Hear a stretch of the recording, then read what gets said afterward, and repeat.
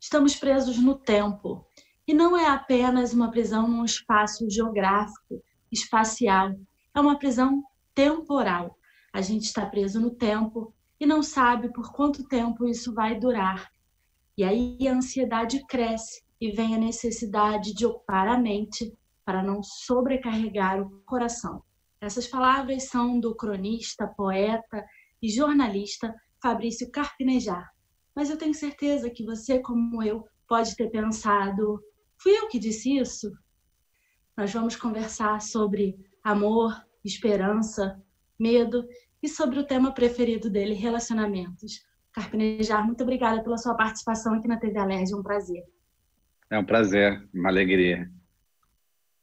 Carpinejar, esse trecho que eu comecei citando é do seu novo livro, Colo, por favor, que foi totalmente produzido e lançado nesses primeiros dias da pandemia do coronavírus. Carpinejar, a arte te salvou?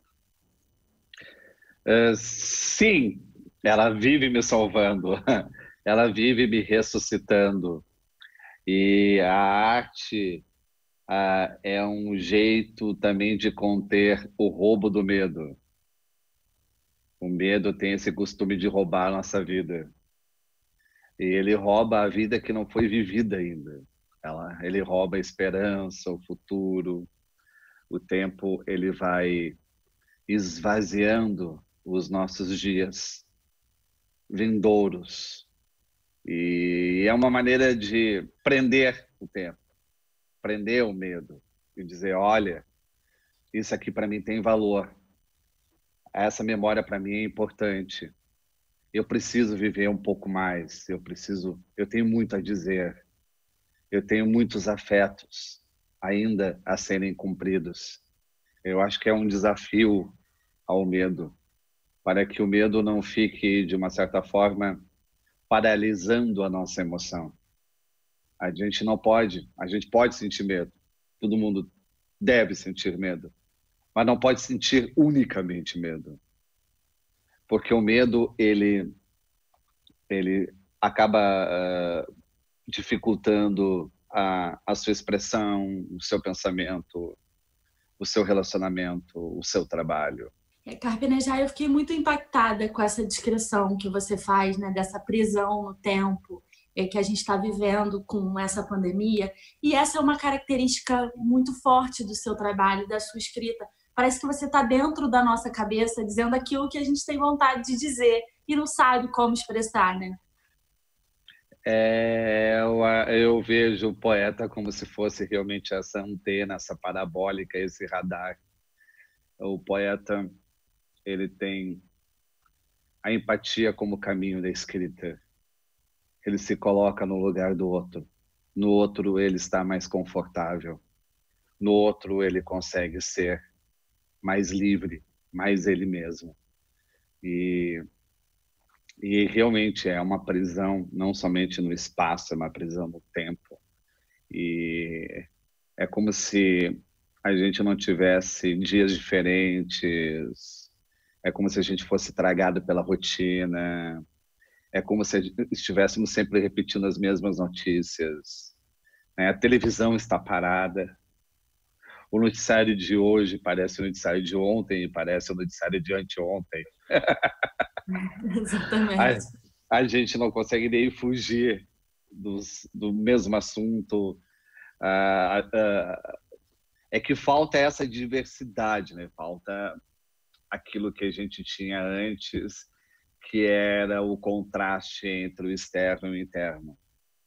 Hoje só temos o interno, só temos esse mundo interior.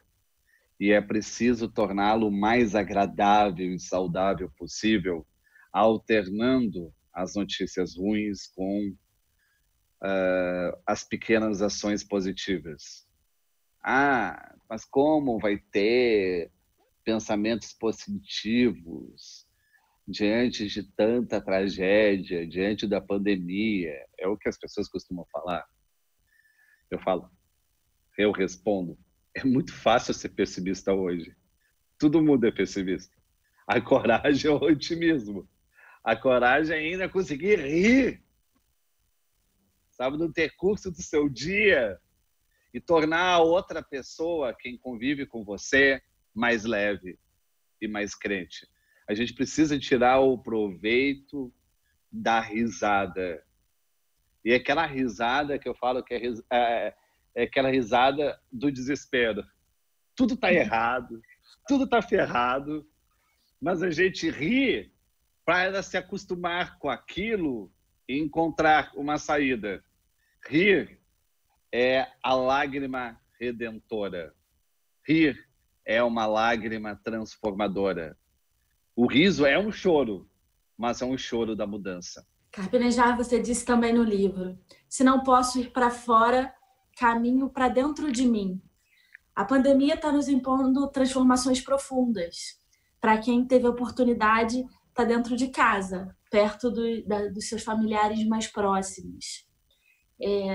Mas, ao mesmo tempo que isso, para muita gente, é um acalento, né? Tá mais próximo dos seus mais queridos e tal, para outras pessoas isso tem sido um verdadeiro tormento. E aí a gente começa a ver notícias do aumento da violência doméstica, por exemplo, inclusive com dados do Tribunal de Justiça no Rio, comprovando um aumento expressivo do aumento da violência doméstica. E aí nós estamos perdendo a oportunidade de fortalecer essas relações familiares tão fundamentais e também de um autoconhecimento profundo? Sim, mas há muitos que não estão maduros para o amor, não estão maduros para a convivência, não estão maduros para o casamento. Ainda entendem o casamento como, eu vou ter uma pessoa para me servir, eu vou ter uma pessoa para me atender, eu vou ter uma pessoa por perto, eu vou ter uma pessoa para fazer os programas juntos.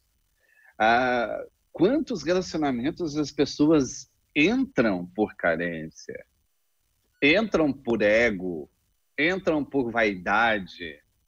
Muitas entram pela vaidade de serem amadas. Nem amam, mas como são amadas, pensam, eu vou deixar ela me amar, eu vou deixar acontecer. E realmente, o amor é um trabalho. É perguntar o que a outra pessoa quer, é conciliar o almoço, é uma diplomacia intermitente, incansável. Você quer algo, a outra pessoa não quer esse algo, precisa explicar, então. Não tem como dizer não sem explicar. Não tem como ser egoísta. Você vai precisar repartir o seu espaço, vai repartir os seus hábitos, vai repartir aquilo que mais gosta, vai ser interpelado na hora que você quer ficar quieto, vai receber um parte quieto na hora que você quer falar. É um caos. Você precisa estar maduro para isso. A gente tem uma banalização do casamento que traz depois graves consequências. Porque as pessoas se sentem invadidas, perturbadas, incomodadas e se tornam absolutamente ásperas, absolutamente grosseiras. Como se a outra pessoa tivesse a obrigação de suportar qualquer coisa. Amor não é suportar qualquer coisa. Amor é escolher o nosso melhor para quem dá o melhor para nós. Eu acho que ninguém estava preparado para esse momento de confinamento forçado. Você fala um pouco também no livro dessa coisa da família deixar de ser só um dormitório, como, por exemplo, quando a gente viaja, um hotel só serve para a gente dormir muitas vezes, né? E a família no nosso dia a dia, nesse mundo louco que a gente vive, estava sendo mais ou menos isso, uma espécie de dormitório. Quando a gente voltava para casa para dormir, a gente encontrava os familiares e tinha uma convivência muito rápida. Agora não, né? Nesse momento de confinamento, é uma convivência forçada, 24 horas por dia, né? 7 dias por semana, 30, 31 dias no mês, né? Mas é forçada porque alguém não foi espontâneo antes. Alguém não foi sincero antes. Alguém não foi verdadeiro na hora de entrar. É isso. Eu estou com a minha esposa, Beatriz. e estou com a melhor pessoa para enfrentar a quarentena. Aquela pessoa que me fortalece, aquela pessoa que eu tenho alegria de dividir a conversa. Qualquer coisa que aconteça de bom e de ruim, eu conto primeiro para ela. Eu gosto da opinião dela, que esfria a minha cabeça quente, que esfria a minha alma fervendo. Essa minha alma de chaleira, de gaúcho, sabe, de chimarrão, sempre está fervendo. Ela é um contraponto de ternura absolutamente necessário para o meu equilíbrio. Eu escolhi, desde o casamento, a minha melhor aliada. Por isso que é fundamental entender que o casamento é uma opção para nos melhorarmos aos outros e não somente para a relação. Eu hoje estou melhor para os meus pais, para os meus irmãos, para os meus filhos, porque eu tenho quem é capaz de pontuar com firmeza quando estou certo ou quando estou errado. Vejo que o amor se tornou um campo de batalha com o confinamento. Você não entendeu a família como um mutirão. Tem algo monstruoso, terrível acontecendo lá fora e as pessoas precisam se unir cada vez mais. Não. Além de todo o tumulto lá fora, as pessoas começam a brigar dentro de casa. Até para brigar e discutir, precisa ter um momento. E não é um momento de briga. A gente não pode gastar nossas energias dentro de casa. A gente precisa nos reabastecer, porque as adversidades profissionais, as adversidades de mercado serão monstruosas, espantosas. A gente precisa realmente se fortalecer. A gente tem que ter essa noção de que, se você acha que hoje está difícil, vai ficar muito mais difícil. Terá que ter criatividade, terá que mostrar as suas opiniões, terá que abrir e expor as suas opiniões. Terá que ter eu acho que tem um conselho de amigos para ajudar a realização de seus sonhos. Você não tem mais como trabalhar sozinho, não tem mais como sobreviver sozinho. É uma sobrevivência coletiva. E essa sobrevivência coletiva parte da sua origem, da sua residência. Se você não consegue ser feliz dentro de um casamento, não é que você se tornou infeliz com o confinamento. É essa tese que eu combato. Você já era feliz antes do confinamento.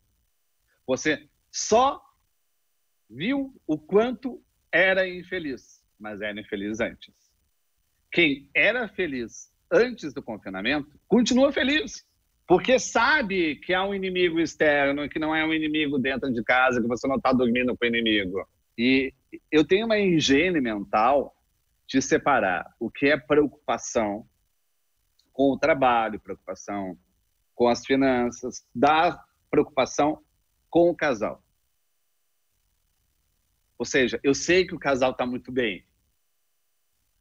Aí eu posso cuidar com liberdade, com uma maior firmeza e segurança dessas outras preocupações. Não, mas a gente mistura todas as preocupações como se a nossa vida estivesse totalmente errada.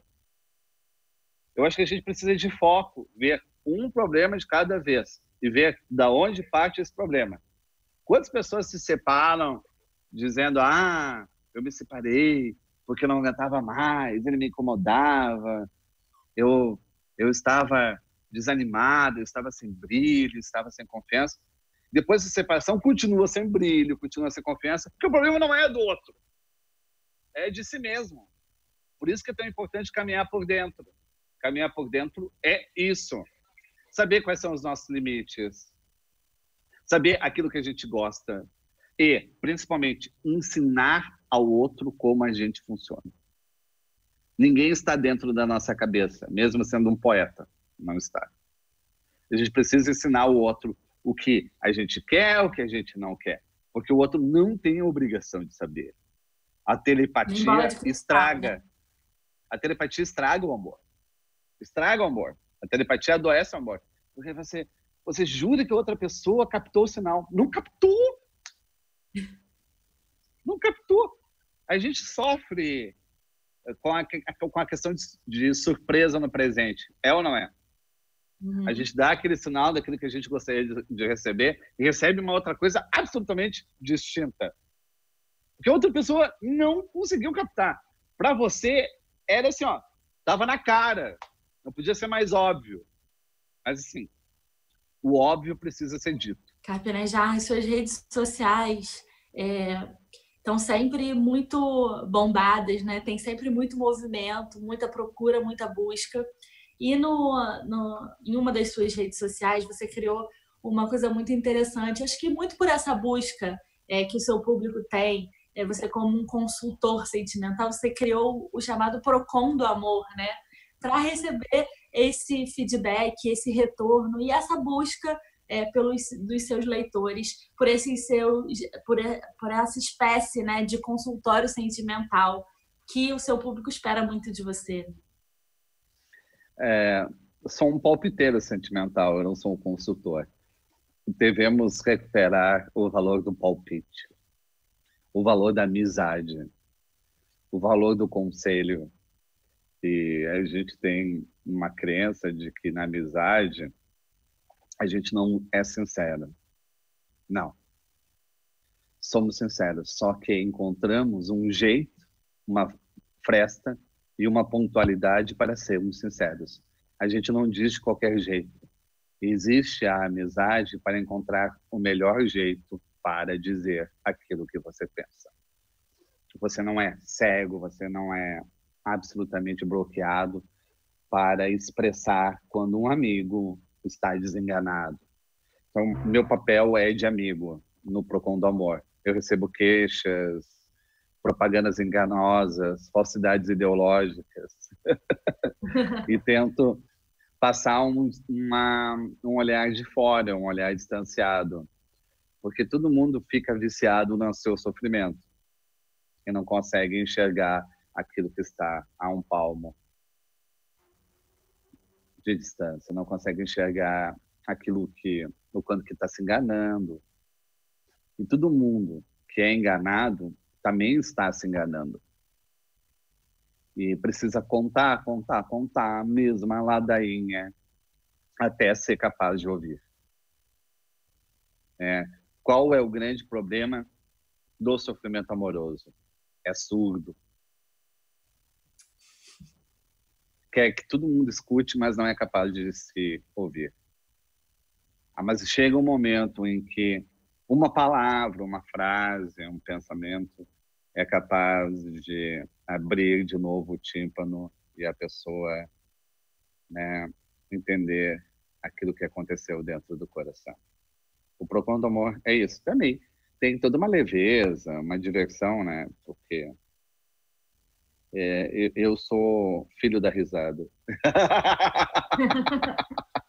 Suas frases são sempre maravilhosas.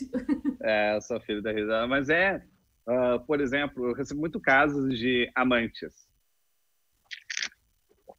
É que eu fui amante durante 5 anos, eu fui amante durante 7 anos. E a amante tem uma ilusão de que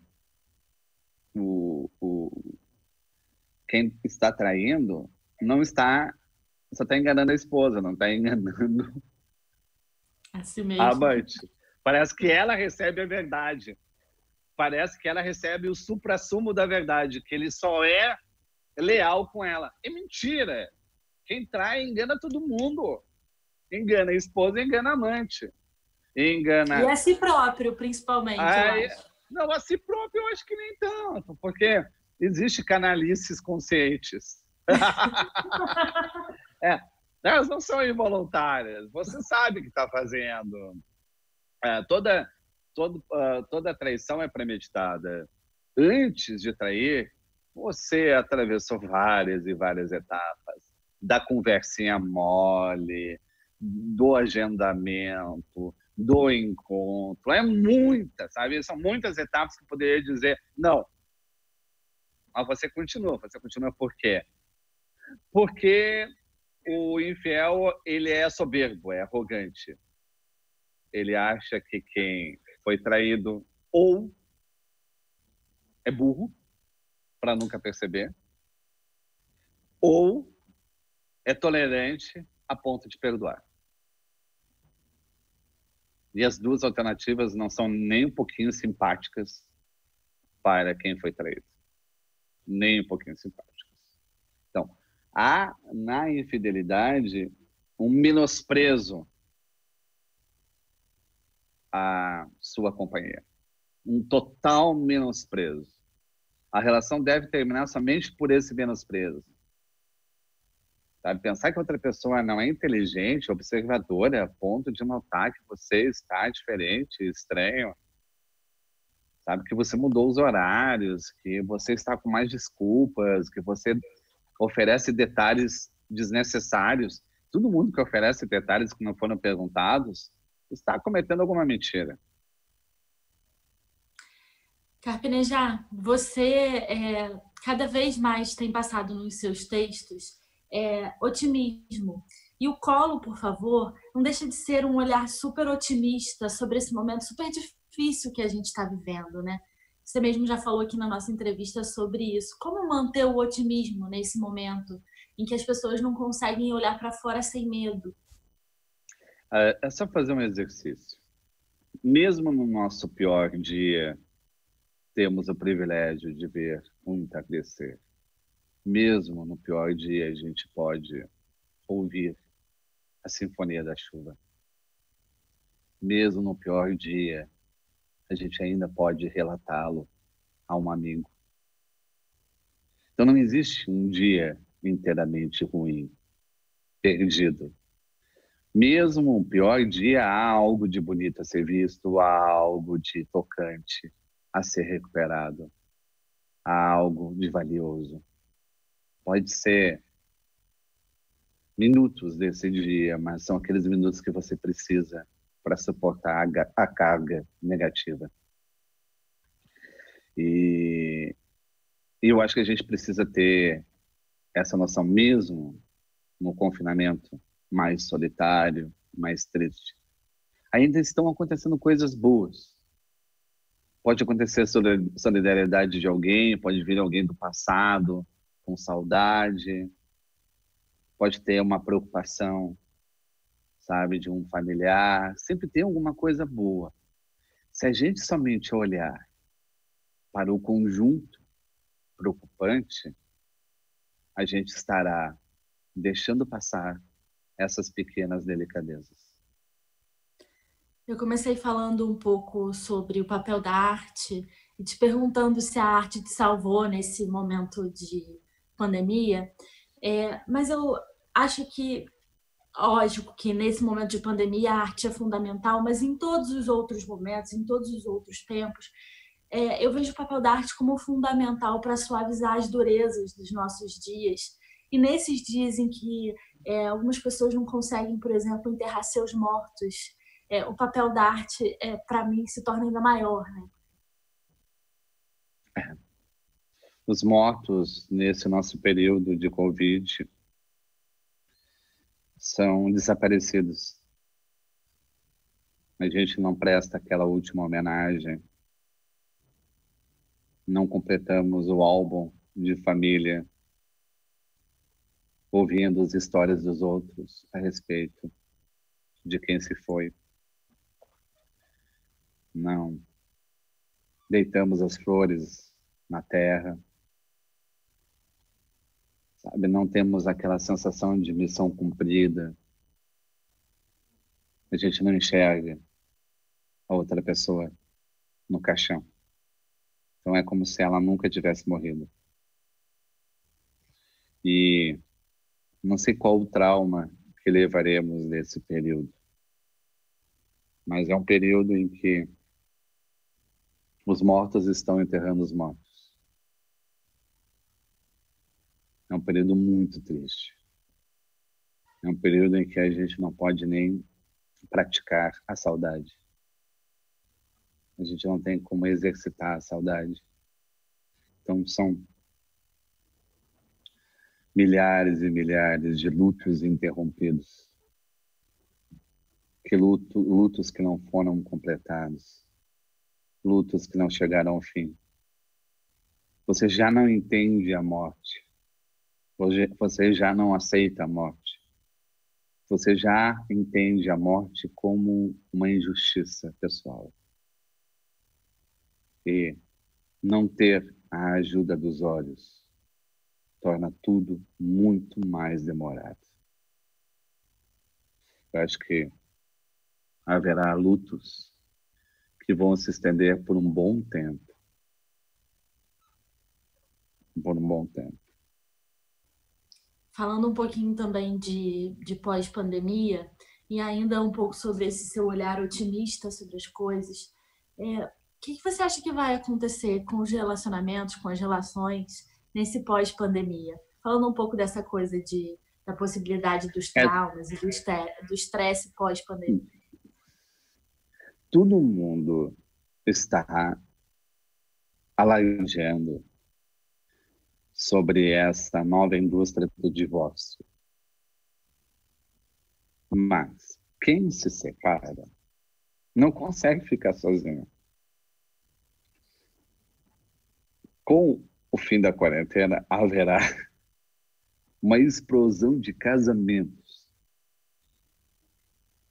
Todas aquelas pessoas que saíram de uma relação por acharem que estavam com a pessoa errada, vão tentar buscar a pessoa certa.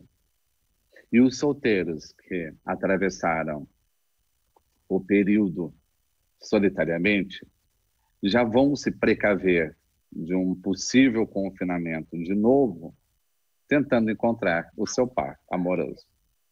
Ou seja, será um cruzamento entre novos separados e solteiros. Meu Deus! Meu Deus, será muita... Eu acho que é muito afeto reprimido. Vejo que haverá realmente um crescimento vertiginoso de casamentos e de filhos.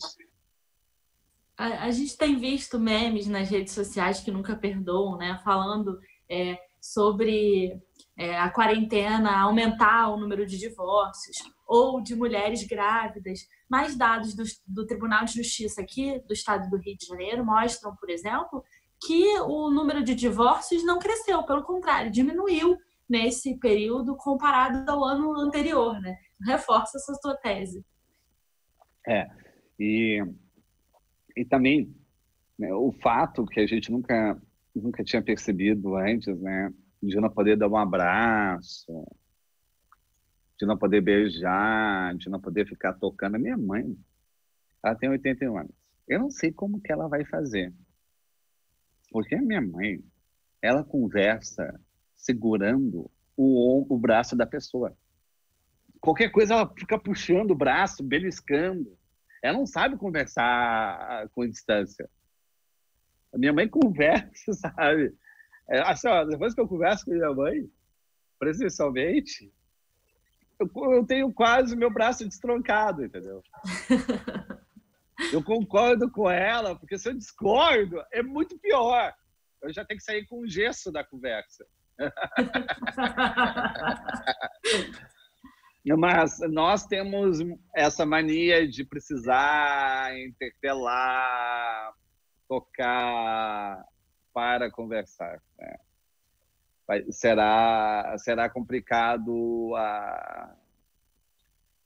essa renovação cultural.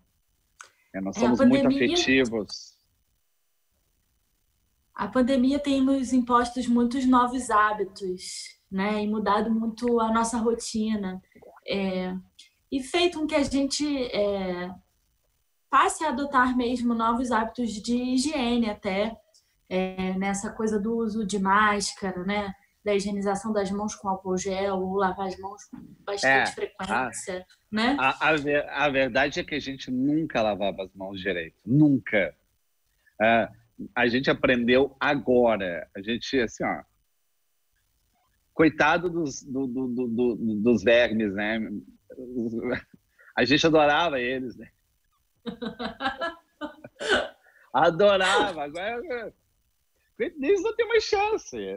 É só Eu lavo muito mais as mãos do que eu lavava. Muito mais. Mas de uma forma absurda. E é realmente um hábito necessário, mas é um hábito cultural. Eu acho que outros países não sofreram tanto com com essa exigência higiênica, que eles já entravam, né? Mas nós somos praeiros, né? A gente gosta de areia, confusão, sabe? Carnaval. A gente não tem uma noção de suor como sujeira, por exemplo. Eu queria fazer um pouco essa analogia que você tem feito. Você falou, né, da sua mãe que não sabe conversar sem tocar, né, sem estar próximo. E você fala dessa coisa, dessa nossa mudança de hábito de higiene, mas como que isso devia ser levado também para as nossas questões emocionais, né? Assim, a gente deve usar o álcool gel nos pensamentos, a gente tem que tomar meio metro de distância, não é que a gente está com raiva. A gente precisa respeitar a solidão do outro. Não é porque estamos casados que o outro perdeu a solidão. O outro ainda tem a sua independência, a sua individualidade, o seu tempo vago. Esse tempo vago pode fazer qualquer coisa. A gente tem uma mania de não deixar as outras pessoas não fazerem nada. Deixe não fazer nada, é tão importante. Quando a gente não está fazendo nada, a gente está pensando. A gente precisa ter esse adubo emocional. E a gente precisa incorporar os hábitos de higiene, principalmente a partir do respeito, da educação, da cordialidade, porque o respeito, ele não é reativo. A gente tem uma ideia de que o respeito é reativo. Eu vou ser educado com quem for educado comigo. Quem me desrespeitar vai ouvir umas bocas e boas. Não! Você precisa ser educado até com quem não foi educado com você. Porque a educação é sua. Não depende de ninguém. A educação é um patrimônio nosso. É um tesouro nosso. É um tesouro que a gente recebeu dos pais. E sempre que alguém é grosseiro e você permanece sendo educado, você isola a grosseria alheia e desarma a grosseria alheia. Porque ela não vai encontrar em você nenhum pretexto para continuar seguindo. Carpinejar, eu não tinha como começar essa entrevista sem falar do seu novo livro, Colo, por favor, que foi escrito e lançado, né, durante o início dessa pandemia. Mas eu queria voltar um pouquinho no tempo. Eu queria que você contasse um pouquinho da sua história para a gente e falasse um pouco, né, de uma criança que diziam que não ia poder ler nem escrever, né, e se torna um poeta tão popular, que ganhou tantos prêmios, que está dentro da cabeça de tanta gente. Que diagnóstico não é destino. Eu recebi na infância o diagnóstico de retardo mental.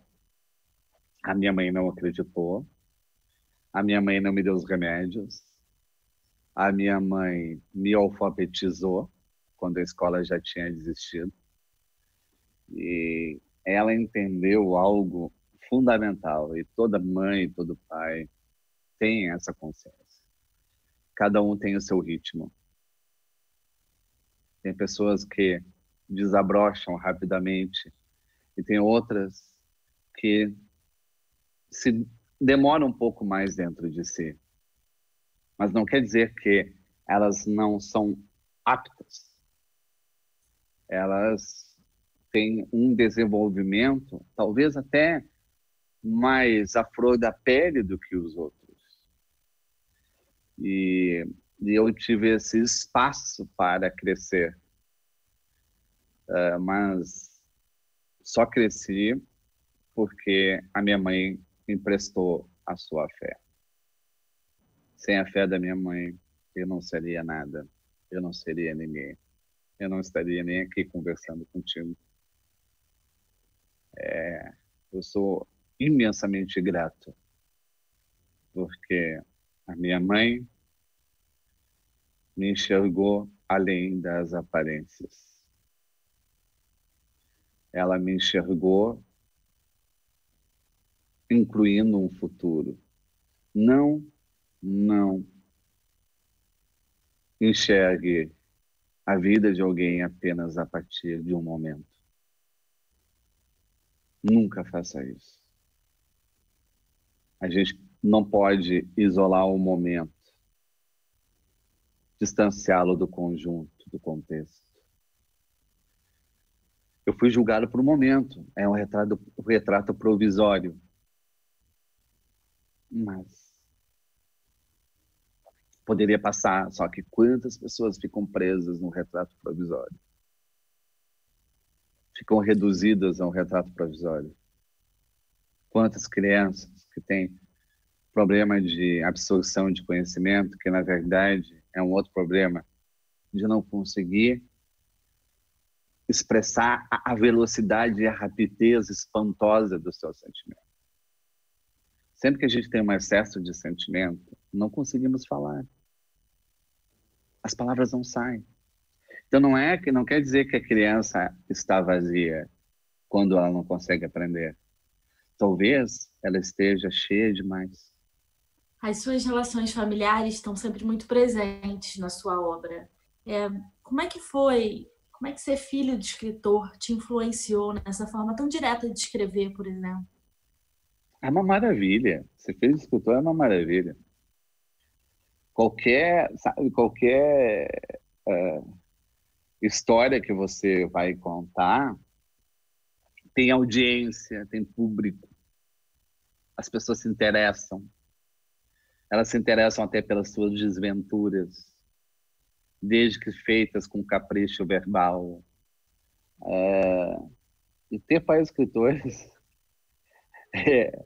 é uma exigência sem trégua. Eu entregava talvez os bilhetinhos de Feliz Dia dos Pais, Feliz Dia das Mães, e eles corrigiam minhas vírgulas. Até uma conversa trivial exige Não certo tem saída. rebuscamento. Não tem saída. Pelo menos, sabe, você preserva a língua portuguesa, porque a língua portuguesa vem do amor aos pais. Queria que você falasse um pouquinho para a gente também de um livro infantil que você escreveu, Filhote de Cruz Credo, que foi muito premiado e que eu acho que mais uma vez demonstra para a gente a sua facilidade em se desnudar de você mesmo. O Filhote de Cruz Credo foi a infância do meu humor, da minha humildade, da minha autocrítica, que eu sofri muito bullying. E quando eu comecei a rir de mim mesmo, eu desativei qualquer possibilidade de alguém me ofender. A ofensa chegava atrasada para mim. Não era mais inédita. É importante que as crianças tenham, e isso eu falo na escola, uma atividade de psicologia. É importantíssimo. Não dá para pensar em conteúdo sem psicologia. A criança precisa se conhecer para poder se defender. Porque se ela não se conhecer, para ela, a novidade da ofensa pode ser destruidora, demolidora. A gente precisa ensinar às crianças os seus defeitos, para que elas possam ter mais solidariedade com os defeitos dos outros. É impressionante, mas só as crianças excluídas reparam e se aproximam de outras crianças excluídas. Temos aquela noção de que os excluídos, eles se aproximam. Não. É porque aquilo que doeu em você é capaz de criar uma conexão com aquilo que está doendo no outro. Você consegue perceber a dor do outro pela sua dor.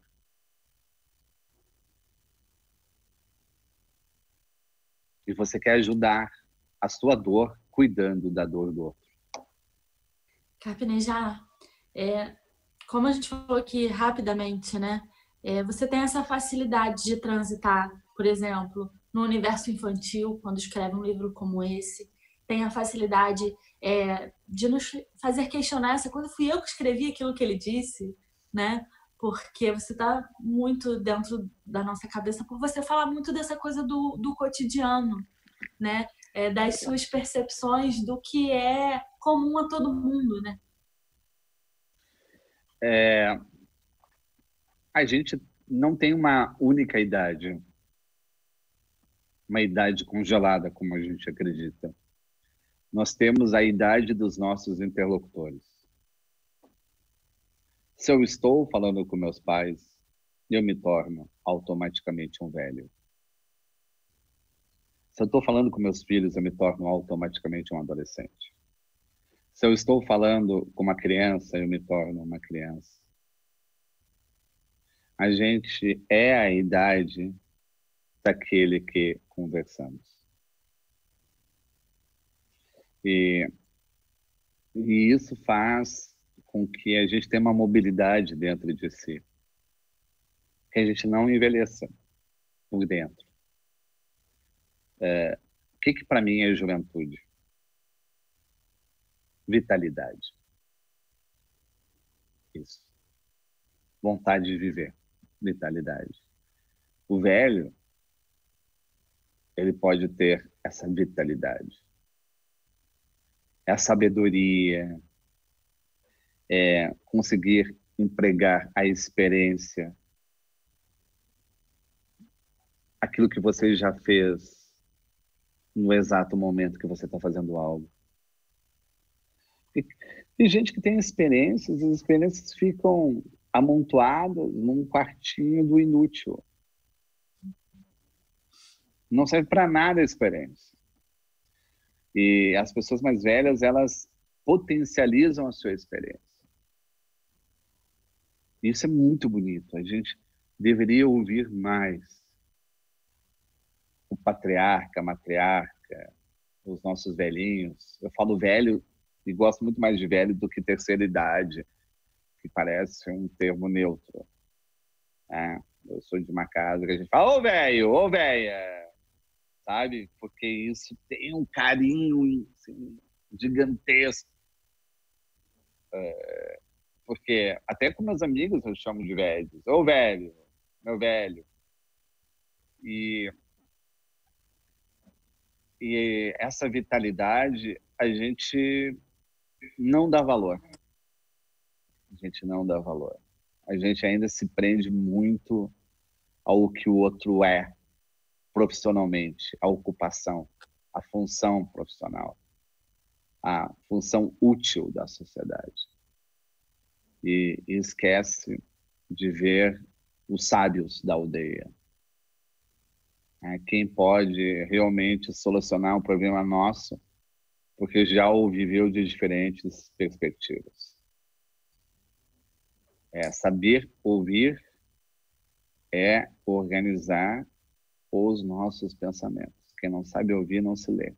Carpinejar, a gente está chegando ao final aqui da nossa conversa, mas eu queria falar de uma coisa que a gente falou rapidamente, sobre essa sua qualidade de frasista, principalmente nesse momento de redes sociais em explosão, né? A gente vê muitas das suas frases repetidas incansavelmente. E você disse aqui que você é filho do riso, mas tem uma outra frase sua que eu queria que você comentasse um pouco antes da gente encerrar. Você diz, eu sou fruto das minhas dificuldades. Todos somos um pouco, né? Sim. Eu sou um bom frasista e agradeço o elogio, se assim realmente acontece, porque poeta gosta de suspirar. Toda frase é um suspiro. Não é o último suspiro, é o primeiro suspiro. É viver não como se fosse o meu último dia. É viver como se fosse o meu primeiro dia. E mudar essa ordem faz com que as dificuldades sejam novas também. não sejam antigas. Aí eu enfrento aquela dificuldade que eu não conhecia, com muito mais destemor, com muito mais coragem. Eu nunca digo para mim que eu não consigo fazer. Nunca. O máximo que eu posso dizer é que está sendo difícil. Mas que eu não vou conseguir fazer, não. Eu acho que o medo, ele usa muito a palavra impossível para ganhar força. Então, nunca diga que é impossível, porque apenas é um disfarce do medo. Eu adoro também quando você diz que a esperança é uma coragem. E mas ainda mais agora. Quer uma maior coragem do que dividir a vida com alguém? É só esperança, você não tem controle, não sabe como vai ser. Por isso também é tão importante o namoro, né? Namorar ideias, namorar afinidades, ter projetos em comum antes de casar. Mas é uma coragem, somar pobrezas, começar do zero, sabe? Nem sabendo de jeito como vai pagar o aluguel, sabe? Aluguel e condomínio. Todo casal que começa uma relação odeia condomínio. Odeia. Carpinejar, eu queria agradecer muito mais uma vez a sua disponibilidade, você estar aqui conversando com a gente e trazendo um pouquinho de esperança nesses dias pra gente. Muito obrigada. Eu que agradeço todo o carinho da conversa. Um beijo. Obrigada mesmo mais uma vez. O programa Perfil de hoje fica por aqui. E se você quiser rever, é só acessar o nosso site, o www.alerj.rj.gov.br. TV Alerj, o canal do povo. Até a próxima!